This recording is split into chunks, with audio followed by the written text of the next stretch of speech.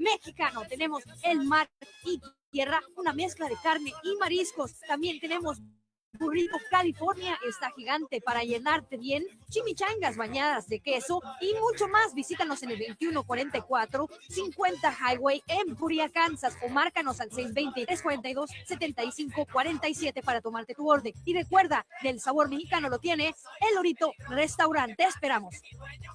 ¿Cansado de pagar altas comisiones por tarjetas de crédito?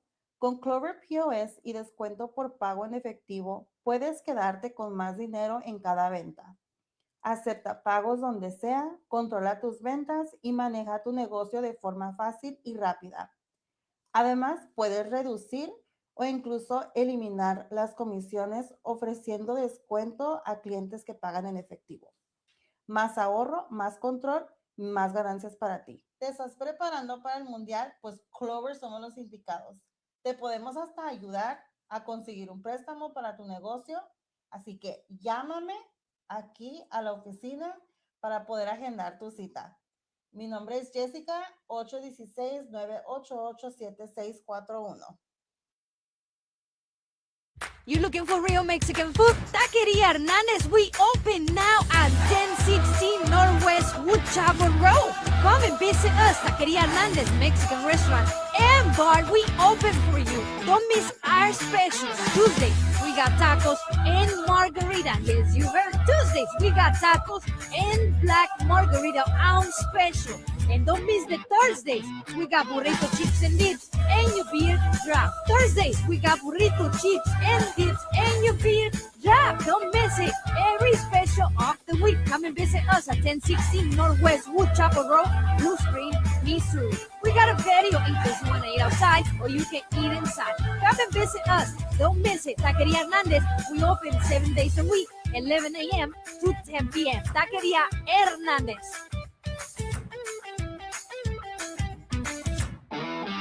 La City Super Buffet, el buffet más rico en todo Kansas y Missouri. Contamos con un menú de comida china, sushi y también comida mexicana. También contamos con una parrilla para que cocines tu propia comida. Estamos ubicados en el 756 US 40 East Blue Spring, Missouri. Horarios de 10 de la mañana a 10 p.m. Abrimos todos los días, así como hoy es todos los días. China City Super Buffet te invita a que nos visites. Recuerda, 756 US 40 East Blue Spring, Missouri. China City Super Buffet, el buffet más rico en todo Kansas y Missouri. ¿El banco te dijo que no? ¿Pero sabes que tu negocio sí tiene potencial? ¿No tienes crédito? Te ayudamos a subirlo al nivel de los 700 puntos. ¿No tienes crédito? Te ayudamos a subirlo al nivel de los 700 puntos. ¿Ya tienes crédito pero te falta el capital para escalar tu negocio? Te conseguimos desde $50,000 hasta $500,000. Sin tanto papeleo. Con SoftPool, sin dañar tu puntaje. Aprobación en 24 a 48 horas. Aplica ahora en el enlace. Y después escribime directo al WhatsApp 6203-334-085 para atención personal. Lux Consulting.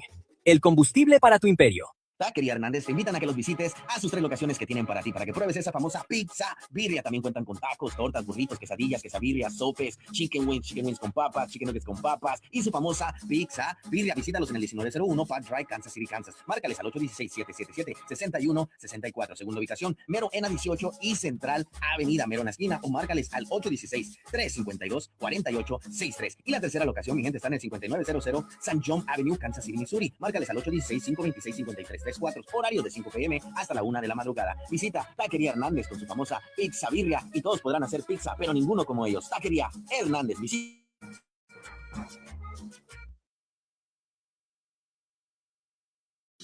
Escucha Fuego Urbano Radio Station. Estás escuchando Fuego Urbano Radio Station. Fuego Urbano, nos fuimos. Escucha Fuego Urbano Radio Station.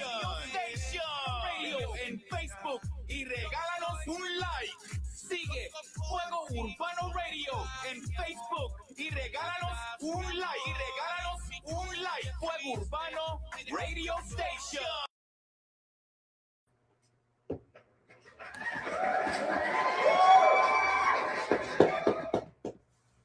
What up, family? This is Monster Sound DJ. Welcome to a different kind of space here on Fuego Urbano Radio. El Saoco del Barrio is here with you today. And today we're turning down the music for a little bit to talk about a much deeper melody, the melody of life itself. We are live here from Emporia with a story that breaks the silence. Joining me to my left, or no, to my right. To my right is a leader of sales and a resident co-host, Lily, because today we have a special guest who has walked the bigger stages of life in the world. Here's to reveal what's happening when the curtains are closed. We're talking about Pastor Mcguire, or Chasing Mickey. Welcome, welcome, welcome. A man who went from being an international opera star to a spiritual guide here in our community. And today he's telling us what was it like to run and hide in plain sight until he found his true treasure. Mick, Lily, welcome to the show. Thank you. Thank you. So Mick, this is like the second or third time that you come on the show with us. We did some work a couple of years ago already. Yeah. We did some work on a campaign that I unfortunately didn't win, but that's okay because we learned from our losses, and we continue to grow, and we continue to be positive in our losses and in helping the community. Yeah. So, what after we did that? What you went up to? What you been up to? Well, actually, what I've been up to is writing this book for the last couple of years. This is what I have been doing: is writing this book. It's called Chasing Mickey, running and hiding in plain sight until I uncovered a treasure. And the subtitle, the further subtitle, is Overcoming Childhood Sexual Abuse. And it is obviously not a topic that you cover here on your radio program, but it is a topic, unfortunately, that I think our community, our nation, the world needs to talk about, because it is as much a pandemic as COVID was. It sure is. And so, even though it's an unfortunate topic, I think that we need to talk about it. Yeah. So tell me what make you write this book in the first place? Okay. Well, in the first place, a dear friend of mine who has since passed away, he told me that he thought it would be interesting. My life was interesting. And he said, I think people need to hear your story. I told him that I thought he was crazy. But I said, if you pay me $1 million, I'll write it. But he didn't pay me the $1 million, so we wrote it anyway. And we spent about 2 years putting the story together. And like I say, unfortunately, he passed away. And but we got it written. We put a manuscript in his hand before he passed away. And we've got some pictures of him holding that manuscript. But so he was the kind of like the motivation behind it. And I said, okay, I agree to write it, but it has to help at least one person, because otherwise the book will just be. I called it unnecessary regurgitation. The younger generation, or maybe not so young generation, would go, because it really is. It's not a pleasant topic to talk about, but unfortunately, like I say, it is a topic that we need to talk about. We need to bring it out in the open. Yeah. So you say 2 years. When is the book out officially? Well, the book is actually out officially now. Okay. People can purchase it online via Lulu, or they can call me or contact me. Lulu.com? Lulu.com. And they can probably just, Google Chasing Mickey, and that's probably enough to find it on Lulu.com. And just some particulars. The book costs $20. As you can see, this is a very high quality book. We've been reading it, and it really is like a whole book. So they really did a great job Putting it together with all of the pictures and everything. How many chapters does it have completely? Because I'm on number 32. 5. Is it 32? Yes. Okay. Yeah, Yeah. See, there's a complete book, and it's the soft cover, right? Soft cover. Uh-huh. Yeah. It doesn't come in ebook form yet, although I was trying to put that out soon. Mm-hmm. But it will be out soon, but it is not yet. The book costs $20, but just so you know, even though it costs $20, I don't make any money from it. I'm not taking any money from it. So any profit, so to speak, any proceeds from the book go to SOS here in Emporia, Kansas. And so far, the book costs about a little over $7 to print for somebody, and then a little bit of mailing costs go into that. And so SOS gets about $10 a book when they buy it from Lulu. If they buy it from me, SOS does get $10 a book. Okay, so that's a pretty good cause and a good association. It's not a company, is it? SOS is a nonprofit that deals specifically with domestic violence, right, and people who have been abused. So it's only fitting that they would get profits from the book. That's really commendable. Make up to that. And when my friend and I talked about it, he and I agreed that would be the most logical place for the proceeds to go. It makes sense. So make sure you support that cause. The money stays within the community, so that's really great. Mick, you start the book with a prodigy moment, singing Jingle Bells at age 4. Why was it important to start with that specific memory of joy before diving into the heavier theme of trauma? I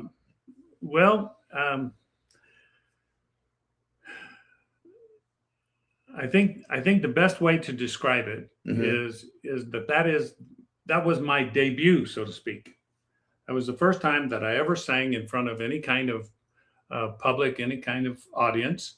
And even though I was only 4 years old, I sang Jingle Bells. And I can remember the sensation, if you will. I can remember the moment. And I can remember what I describe in the book as the innocence of that 4-year-old child. And I call it the innocence, pure and holy, the joy of that. And unfortunately, it wasn't long after that when the abuse came into my life, and that destroyed that innocence. And so recapturing not that moment, but recapturing the innocence, recapturing the joy, recapturing the purity of that child. It must have been really impactful, since you really recall that feeling in the moment. And I feel exactly what you felt, because I went through the same thing. I can recall the first time I danced in front of people, and it was about 4 years old. So I know how much of an impact that leaves. Yeah. There is a joy there that never leaves you. Yeah.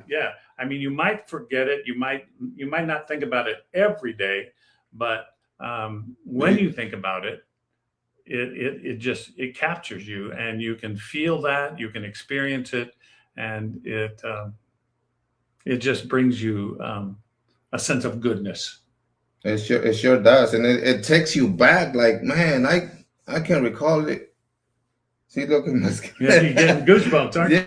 It has been so long. It's just like that moment. It just like marks you for life. And the thing about it is that I have learned that as I have come through, I'm now 70 years old. I don't mind telling people that. I am still healing from that trauma.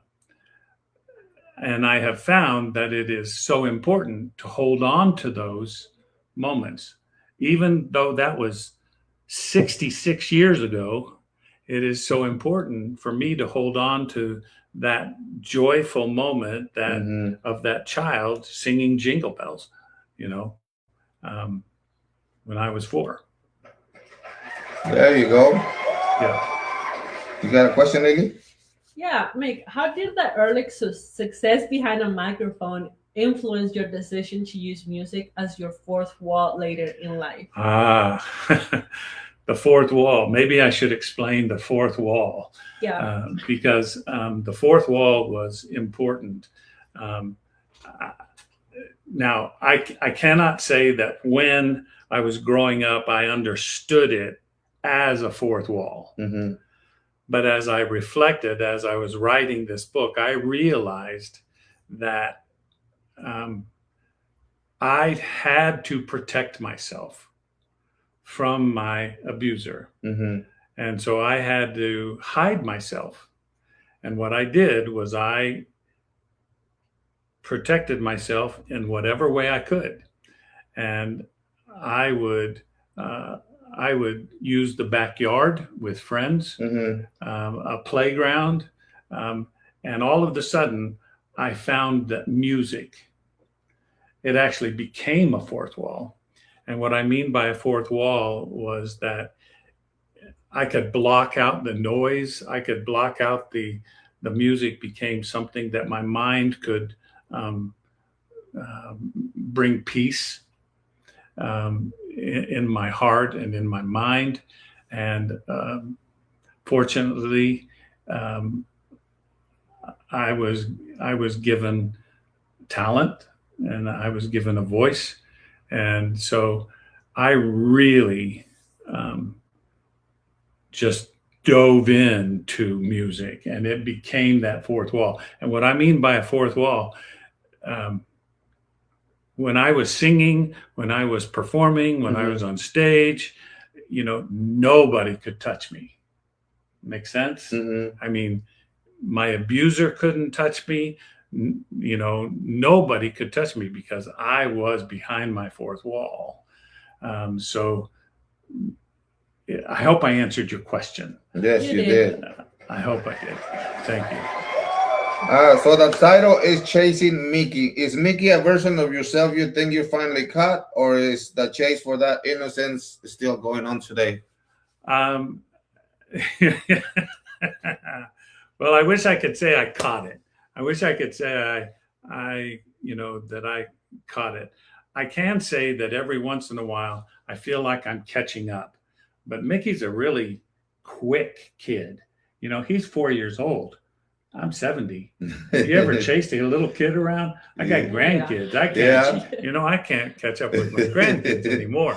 So chasing Mickey is like chasing a toddler, and it's just. But every once in a while, I catch up with it. What I've also learned though is that I have to capture those moments, like the 4-year-old child singing Jingle Bells. If you have time for a story, this happened at the playground down at Peter Pan Park just recently. Okay. I was playing with my grandchildren, and one of them started playing with these chime-like bells down there. Just these round chime-like bells. And she started ringing them. And then she decided, okay, that's enough of that. And she went over and she started climbing this ladder to go up.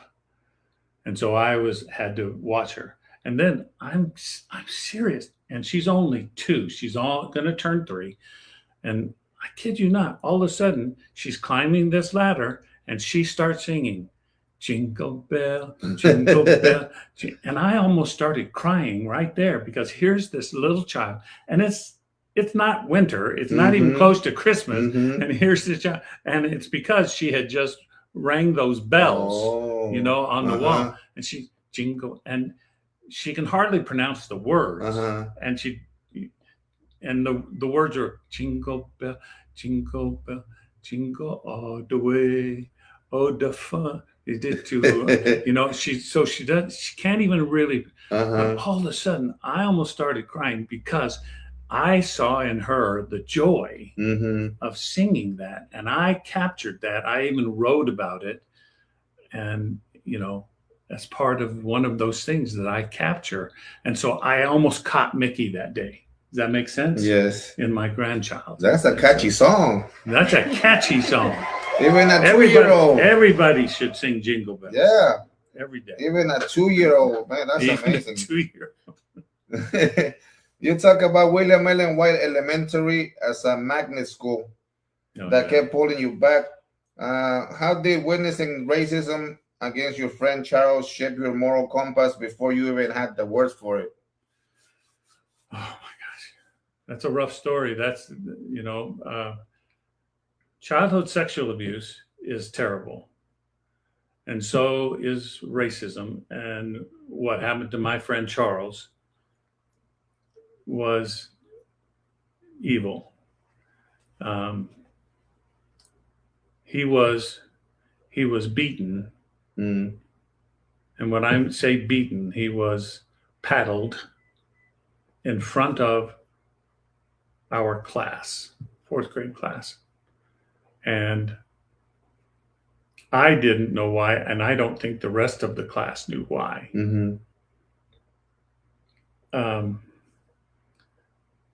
But come to find out many years later from another friend in the class, and I write about it in the book, that Charles was sent to the office because he was caught talking with this other friend in class. That's it? That's it. And but the other friend, the other child, did not have to go to the office. Oh. And he didn't get hit either. Probably. He didn't get hit either. The friend was white, and my friend Charles was black. And the principal brought Charles in front of the class and struck him 4 times in front of the class. And even though I try to catch the joy of life, I can still hear the evil of each one of those strokes, because it just made smack, smack, smack, you know, and especially at that age and in front of everyone. Yeah. I can't remember what age I was in 4th grade, but 10, 9, I don't know. Yeah, around 10 somewhere. But that, I didn't know what to call it back then, but I knew it was wrong. I knew it was ugly. I knew it scared me. I knew I felt terrible for my friend Charles. And you remember him crying? Oh gosh. I don't remember him crying as much as I remember him screaming. In pain. That's even worse. From the first SWAT to the last one. And then I remember him crying. Yeah. It must have been hard. It was. And so that racism was another issue, that it was a part of the trauma that I, as a child, didn't know how to deal with, wasn't talking to anybody about it. And it was also part of what I had to overcome. Even though it did not happen to me, the trauma of watching that did happen to me. And it happened to my classmates. And I'm not sure my classmates have addressed it or gotten over it or, you know, healed from it. And I know that I'm sitting here with a bunch of Mexicans, and I'm not sure the United States is treating Mexicans really well these days because of That's for racism, sure. and I want to know why. Do we have a problem? Do you and I have a problem? No. No, I don't think we have a problem either.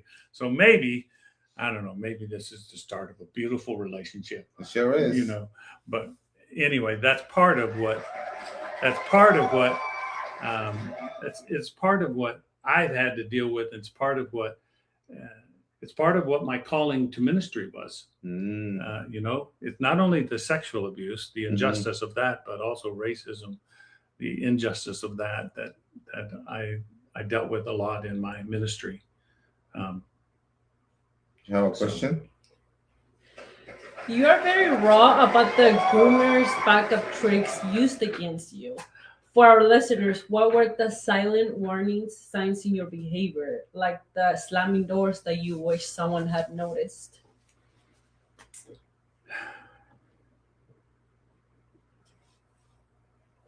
The silent warnings of my abuser? Yeah. Well, first of all, my abuser was much larger than I was, even at a small age. Yeah. He was much larger than I was. But even as we grew older, he still, quote, towered over me. And so that was a silent threat, just his size. I can remember there were moments of when I could just feel his eyes, you know, just looking at me, just glow, you know, just glaring at me. So those were some of the silent warnings. What about yours? Well, my family will tell you I wasn't really that silent because I was always loud, but they didn't hear what I was loud. They didn't ever ask, why are you so mad? Why are you screaming? They just thought I was, as I say in the book, they just thought I was a hothead when I was slamming the doors, because I used to slam doors. But I wasn't slamming doors because I was a hothead. I was slamming doors because my abuser would lock the doors when the events took place. And that is why I would slam the doors, because I would say, I like your hand. I would say, don't you know what's going on? Would somebody unlock the door? So even today, I don't like locked doors in my house. I don't allow them. So how do you find balance between creating a safe space or accidentally creating a prison of your own? Oh gosh. Now that's a nervous question. How do I find balance? Well,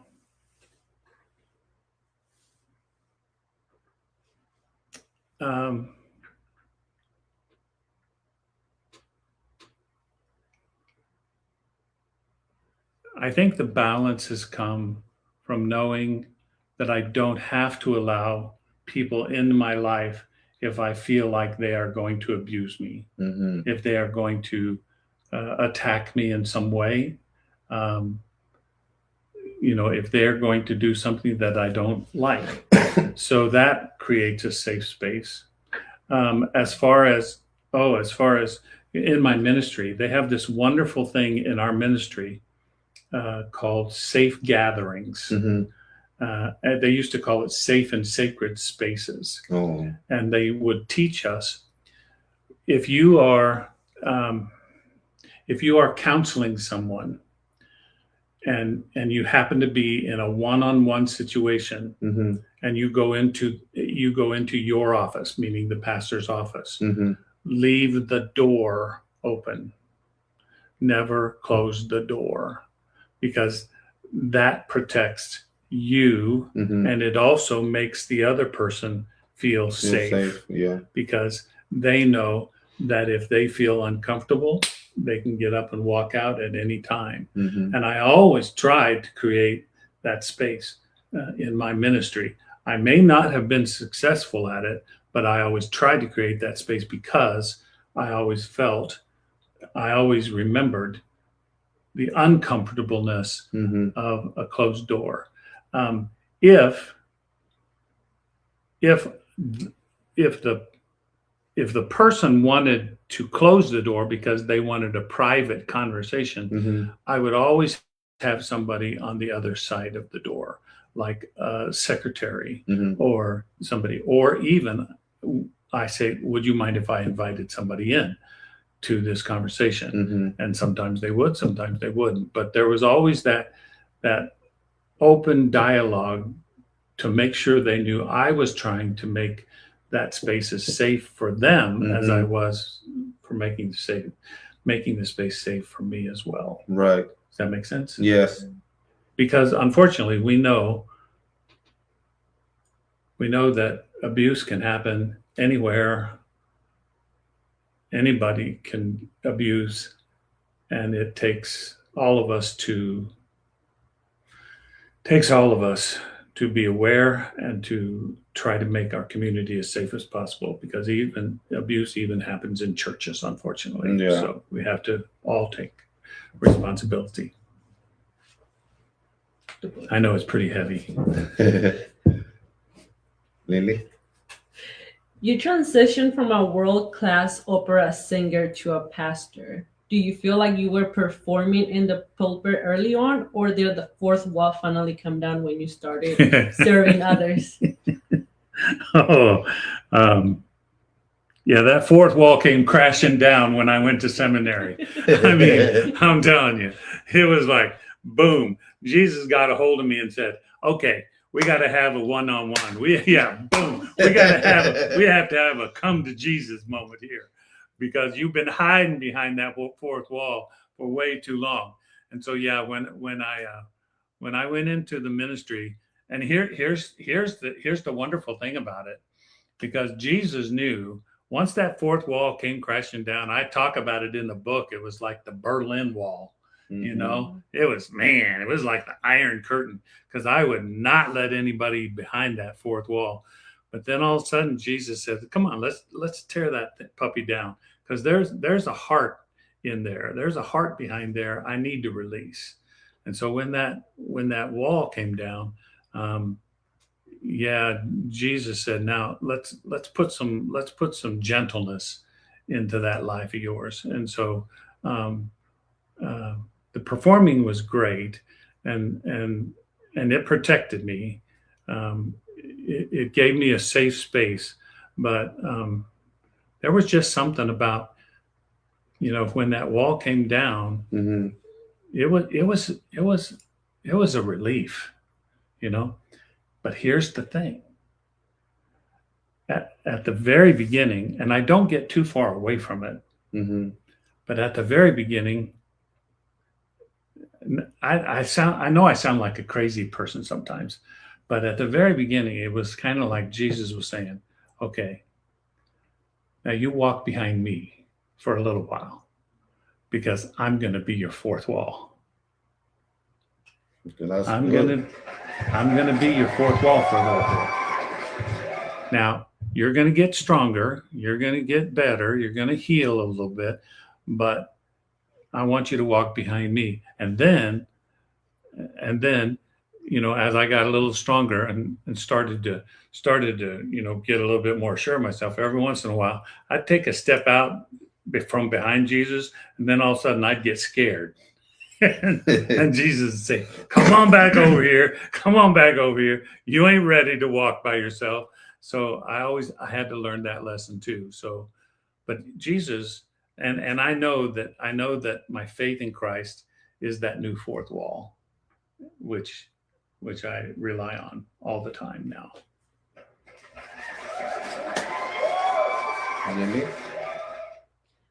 The subtitle mentions uncovering a treasure. Is that treasure a specific piece of knowledge, or is that piece you have found in community? Specific piece of knowledge, or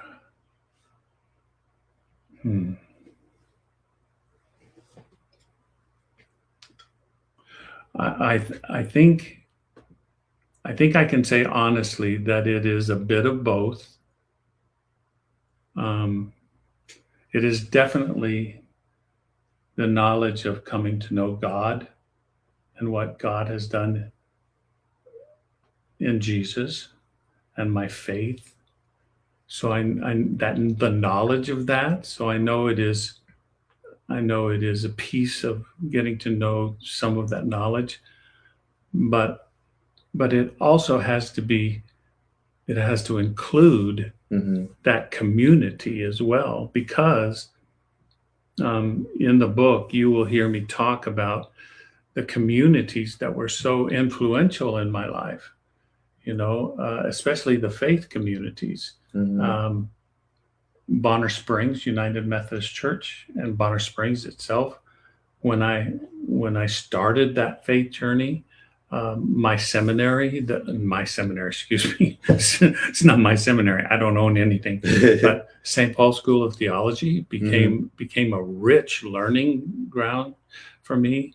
I talk about my father in faith, Dr. Young Ho Chun, in the book. And I talk about lots of people in the book who were influential in guiding me. And, when I came to Emporia, I mean, I had a blast down at Grace United Methodist Church, which was community. I mean, truly, it became community. Chuck and Lori Torres, who were members down there while I was there,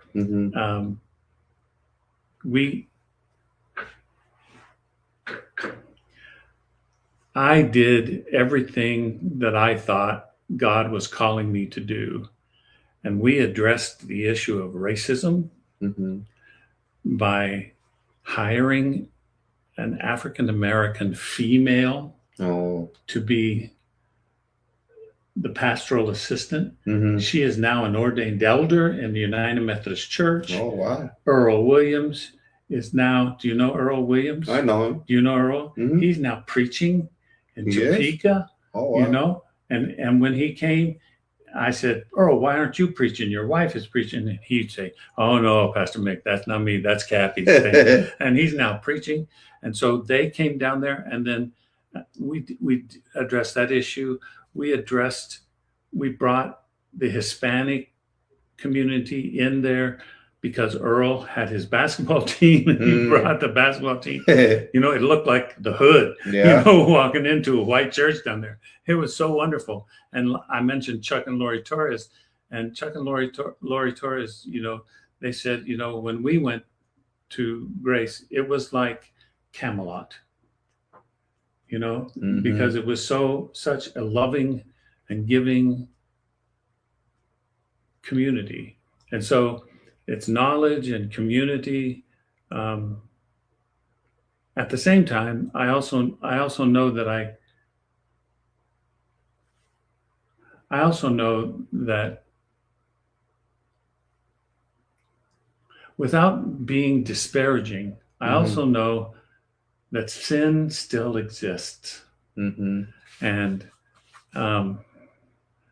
I know that I still have to have Jesus, no matter how loving that community is, and no matter how many people I surround myself with, Jesus has to be that fourth wall.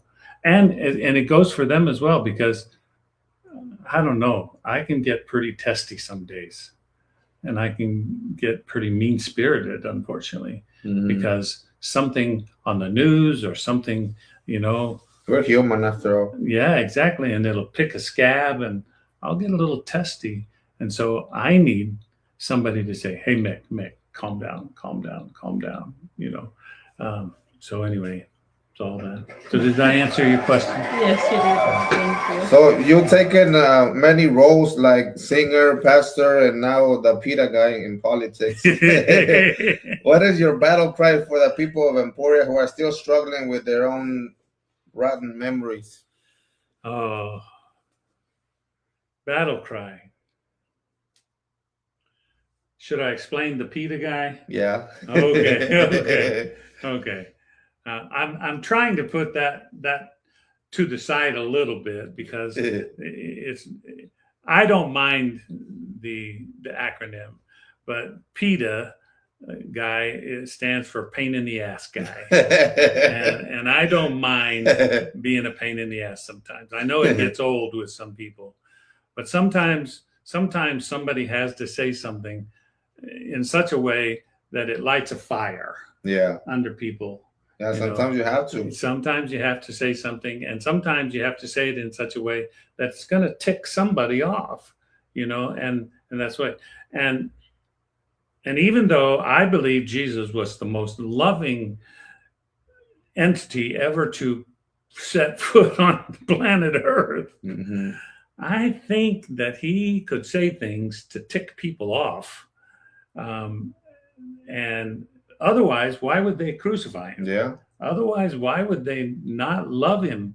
But he must have said some things, to make people angry. So anyway, I don't mind being the PETA guy.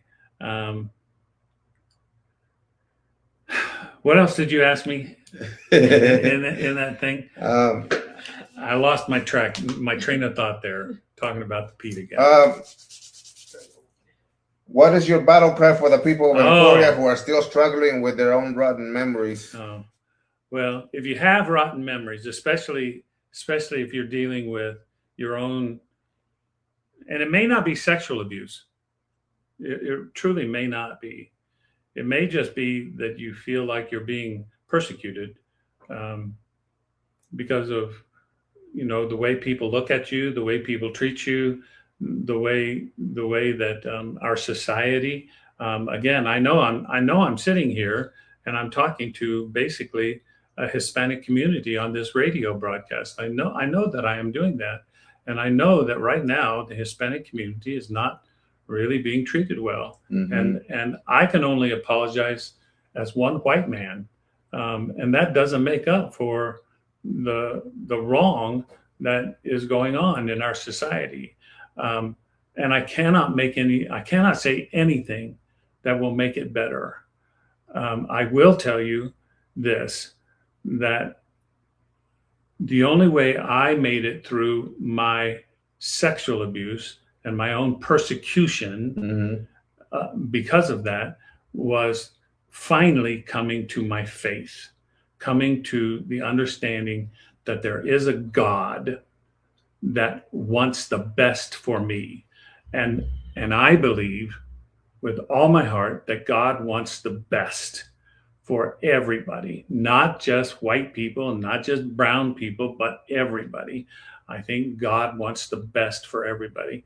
And if there's one piece of advice I can give for all of anybody who's going through their past traumas, their past, whatever it is, grab a hold of your faith, grab a hold of that root that will keep you grounded, no matter if you're getting knocked down or if you're being lifted up. Hold on to that faith so that you can just survive today.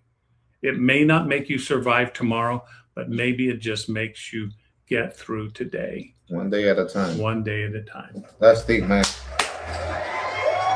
Lily? If that 4-year-old boy singing Jingle Bells could see you now, what would he say to you? What would he what? What would he say to you? Oh gosh. Oh gosh.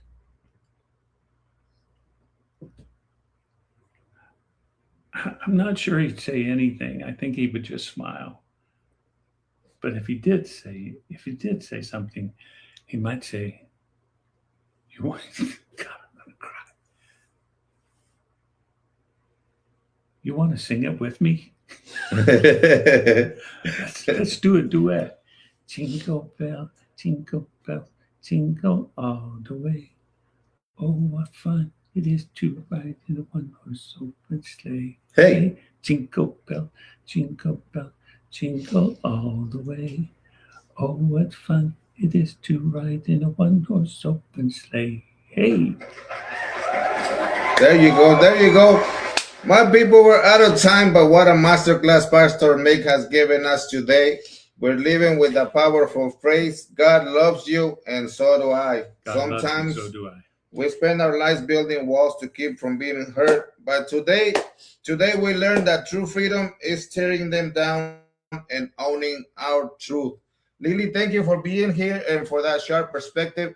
Mick, thank you for your bravery and for reminding us never too late to catch that Mickey inside of us. If you want to learn more, via chasingmickey.org or grab the book on lulu.com. Lulu.com. If people can contact you, where would they contact you? Yeah, you can contact me on my Facebook. Here on Facebook. Mcguire, yeah. Mcguire. So we'll tag you. We'll tag you on the comments. Yeah. Anything else you wanna like? Final words you wanna say?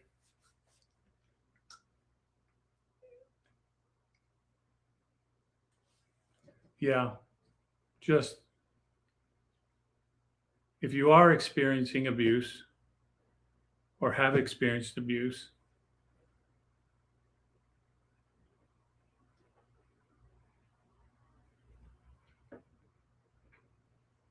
I think you're probably some of the strongest and bravest people still living today. And I'm going to encourage you to take the next step. No matter how scary it is, but I'm going to ask you to remove yourself from that place and find a safe space. SOS has an 800 number that you can call. I don't have it. We'll put it on there. On in my brain, but they have an 800 number. It is a private. It's confidential, and you can call them. Because once you take that step, you are ready to move from being a victim to a survivor. And once you move from being a survivor, once you're a survivor, you are ready to thrive. And once you can thrive, you're going to know what life is all about again. And you're going to find that joy, pure and holy. And maybe you'll join me in singing Jingle Bells the next time. There you go. There you go. So here's the book, Chasing Mickey. We're going to put all of the links here in the comments. So make sure you follow Mickey. We follow Mike. Rick. Make sure you follow it. Thank you once again, big guy. Always a pleasure working with you. Man. Likewise, always a pleasure working with you. We hope to see you on the next. When is your book release on Bonner Springs? Monday we're having a book launch in Bonner Springs on Monday the 18th. Monday 18 from 6:30 to 8. From 6:30 to 8 at the Bonner Springs Public Library. Okay, Bonner Springs Public Library is the date. Make sure you save the date. Bonner Springs Library. We're gonna have the book release. That's a book launch. Book launch. So there you go, my people. This has been Sin Censura exclusive interview with Mick Mcguire, with myself, DJ Mostro, and Lily. We'll see you on the next one. Peace out. Have a good one. Share. Make sure you share. Peace out.